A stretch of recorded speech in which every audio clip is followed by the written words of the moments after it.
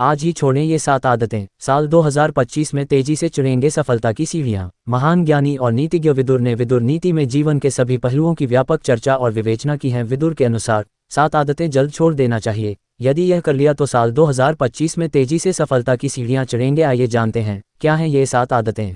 विदुर नीति को रचने वाले महाभारत के महान पात्र विदुर एक विलक्षण बुद्धि के स्वामी थे। वे नीति, नैतिकता और न्याय के प्रतीक थे। कहते हैं वे स्वयं धर्मराज के अवतार थे। यूं तो उनके पिता महाकाव्य महाभारत के रचयिता महर्षि वेद व्यास हैं। विदुर का जन्म महर्षि वेद व्यास द्वारा अंबिका की दासी से हुआ था। इसी कारण वे राज परिवार का हिस्सा नहीं बन सके, लेकिन अपनी योग्यता के बल पर वे अपने बड़े भाई धृतराष्ट्र और पांडु से ज्ञान और प्रसिद्धि बहुत आगे थी। महान ज्ञानी और नीतिज्ञ विदुर ने विदुर नीति के माध्यम से नीति, न्याय और धर्म पर अनमोल उपदेश दिए हैं। उनके ये उपदेश महाभारत के उद्योग पर्व का हिस्सा हैं, जिसमें उन्होंने धृतराष्ट्र को राजधर्म, राजनीति, नीति, नैतिकता और सही नेतृत्व के सिद्धांत समझाए हैं। इसके साथ ही इसमें संसार, जीवन, व्यक्ति और नियमों की विवेचना की गई है। विदुर नीति आज भी व्यक्ति के विकास, नैतिकता और प्रबंधन के सिद्धांतों के लिए बेहद लोकप्रिय है। यहाँ ऐसे 7 आदतों की चर्चा की गई। यदि इन्हें छोड़ दिया जाए तो कोई भी व्यक्ति साल 2025 में तेजी से सफलता की सीढ़ियां चढ़ सकता है। आइए जानते हैं क्या हैं ये आदतें। आज ही छोड़ें ये 7 आदतें।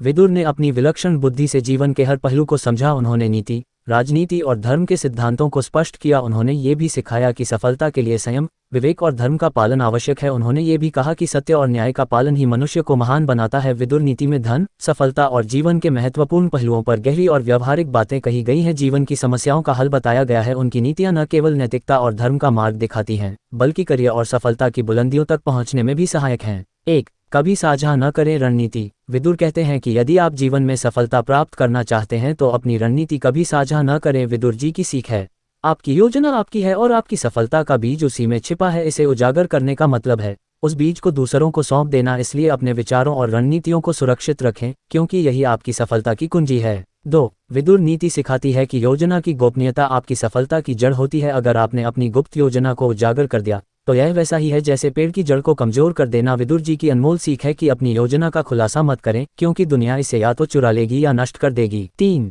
विदुर नीति हमें सिखाती है कि अतीत में की गई गलतियां हमारे लिए सबक हैं, लेकिन उनकी चर्चा करना भविष्य के दरवाजे बंद कर सकता है। गलतियों को बार बार याद करना और उनका जिक्र करना ऐसा है जैसे पुराने घावों को बार बार कुरेदना। विदुर का मानना था कि अतीत से सीखो, लेकिन उसे अपना बोझ मत बनाओ। इसलिए आज ही इस आदत को छोड़ें। 4. विदुर कहते हैं कि कभी भी अपनी कमजोरियों के बारे में दूसरों को न बताएं। विदुर का कहना है कि आपकी कमजोरियां आपकी ढाल नहीं, बल्कि आपकी सबसे बड़ी चुनौती हैं। अगर आप इन्हें दुनिया के सामने खोलकर रख देंगे तो लोग इन्हें आपके खिलाफ हथियार बना लेंगे। 5. विदुर नीति में आलस को सफलता का सबसे बड़ा दुश्मन कहा गया है। यह ऐसा अदृश्य शत्रु है जो आपको पीछे खींचता है, जबकि आपके सपने और लक्ष्य आगे बढ़ने की पुकार लगाते हैं। विदुर की अनमोल सीख है कि सफलता उन्हीं के कदम चूमती है जो अपने समय का सही इस्तेमाल करते हैं। आलसी व्यक्ति के लिए अवसर भी एक बोझ बन जाता है। 6. विदुर नीति के अनुसार समय वह खजाना है जो हर किसी के पास बराबर होता है, लेकिन इसका सही उपयोग करने वाले ही अमीर बनते हैं। समय को बेवजह गंवाना ऐसा है जैसे बहते पानी में सोना फेंक देना, जिसे आप कभी वापस नहीं पा सकते हैं। 7.